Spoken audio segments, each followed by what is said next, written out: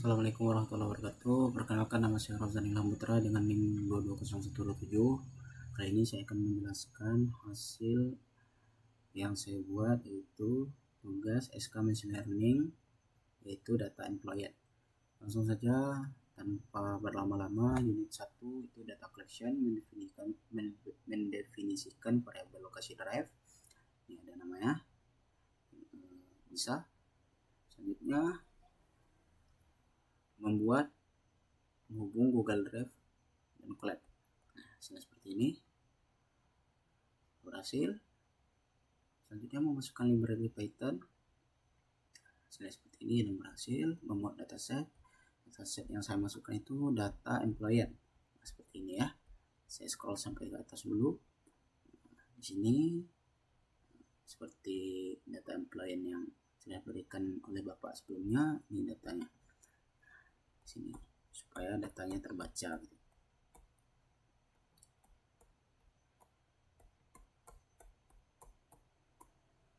Selanjutnya melakukan pembacaan dataset. Ini saya hasilnya seperti ini. Selanjutnya menampilkan struktur data, info, column, null, type. Nah, selanjutnya pembacaan dataset terkait nilai yang hilang. Nah, ini nilai yang hilang, hasilnya 0. Oke, selanjutnya menghitung presentasi nilai yang hilang. Nah, seperti ini. Bedanya ini cuma 0 aja, yang saya kursor ini 0,0. Selanjutnya membaca deskripsi data. Ya, ini deskripsi hasil dari yang saya inputkan, codingannya. Nah, hasilnya hasil deskripsinya seperti ini. Nah, selanjutnya membaca deskripsi data dalam bentuk teks, cek. Ini hasilnya education, GT, gender, event bench. Hasilnya seperti ini.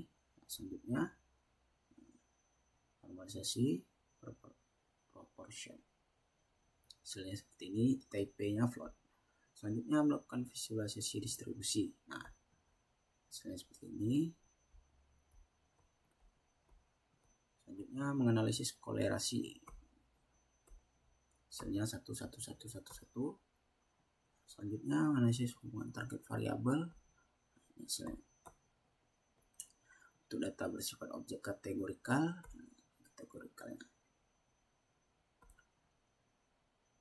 female dan male, no dan yes. Identifikasi outlier, misalnya baiknya. Oke. Ini 3 menvalidasi data. Tujuan dari ini 3 adalah memastikan kualitas dengan integritas data sebelum analisis lebih lanjut. Bisa ulang data missing, ini totalnya, persennya 0 dan 0 titik. Oke, langkah kedua melakukan visualisasi total missing value per column. Ini. Selanjutnya langkah ketiga, periksa duplikat. Duplikatnya 1889 misalnya. Langkah keempat, validasi tipe data misalnya. Oke, langkah selanjutnya, langkah kelima, validasi rank nilai. Ini yang saya buat codingannya, dan ini hasilnya. Langkah keenam, periksa konsistensi data. Konsistensi data seperti ini. Hasilnya seperti ini. Oke. Langkah ketujuh, visualisasi konsistensi. Seperti ini, dan ini numeriknya. Master yang paling tinggi ya. THD paling rendah, menengah, pakai loss. Ini 5, membersihkan data. Itu tujuannya melakukan perbaikan data untuk meningkatkan kualitas dataset sebelum analisis dan penilaian lebih lanjut. Menangani missing values. Nah, ini codingannya dan hasilnya yang sudah bersihkan seperti ini. Menangani outlier selanjutnya itu ini codingannya dan ini hasilnya. Oke. Ini. Maaf. Di sini. Memastikan tipe data kembali, data yang agar data itu tidak hilang. Ini codingannya dan berhasil. floatnya ada 5, objeknya ada 4. Oke, menangi duplikat. Dengan seperti ini, jumlah baris duplikat 2157, jumlah baris setelah menghapus duplikat 2456. Selanjutnya validasi hasil pembersihan. Pembersihan seperti ini dengan bentuk kolom. Selanjutnya menyimpan data yang sudah dibersihkan. Ini codingannya dan ini hasilnya yang sudah disimpan dan dibersihkan. Unit 6, mengkonstruksi data, tujuannya mempersiapkan dan mengorganisir data untuk analisis dan pemodelan termasuk fitur engineer dan transformasi data. Ini codingannya, ini hasilnya ada dewasa dan dewasa muda. Selanjutnya memeriksa semua fitur kembali, codingannya df.info, kurung, nah hasilnya seperti ini. Selanjutnya menampilkan semua datanya. Selanjutnya periksa semua fitur dan tipe data objek. Bakeros, master, PHD, Bakeros pun, no Delhi, male dan female, no dan yes. Ini codingannya dan ini hasilnya. Selanjutnya melakukan mapping untuk data dan tipe objek dan nilai numerik agar dapat digunakan dalam kegiatan analisis. Ini codingannya, ini sudah berhasil. Selanjutnya cek kembali data hasil mapping. Tujuannya agar data itu aman. Misalnya, oke, maupun semua fitur application. Misalnya, periksa semua fitur sudah dibuang pada dataset. Misalnya, periksa tipe data dari fitur. Biasanya, lakukan perubahan tipe data untuk fitur AG Group dan Education Level. Hasilnya, periksa ulang dataset. Hasilnya, periksa kembali kolerasi data. Kolerasi hasilnya 1111111. Misalnya, penghapusan fitur dan nilai unik 1. Penghapusan fitur dan kolerasi tinggi itu ini jaringannya berhasil. Menghapus data tanpa fitur berhasil. Mendeteksi fitur dan kolerasi tinggi tanpa fitur 0,8.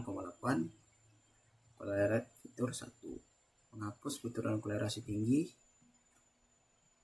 berhasil. Periksa kembali semua fitur yang tersisa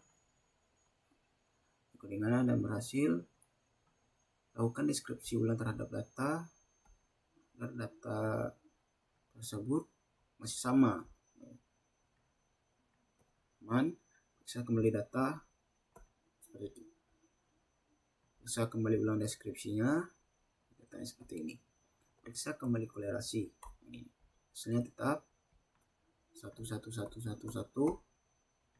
Selanjutnya unit 7 membangun model persiapan data. Ini codingan yang sudah saya buat itu berhasil. Selanjutnya membangun dengan decision tree. Ini codingannya. Di sini hasilnya akurasi 0,6, precision 0,6, recall 0,6. Hasilnya codingan seperti ini, hasilnya seperti ini.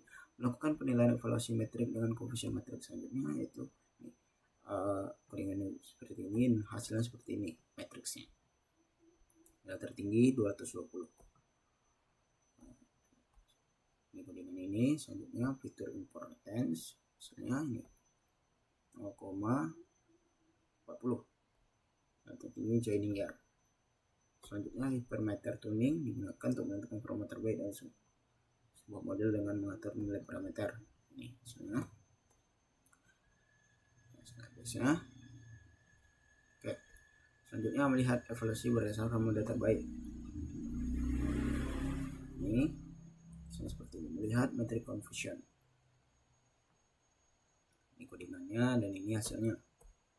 Selanjutnya melihat fitur importance berdasarkan model terbaik. Ini codingannya dan ini hasilnya 0,sekitaran 0,6. Ini ya, simpan model aman, codingan tidak error.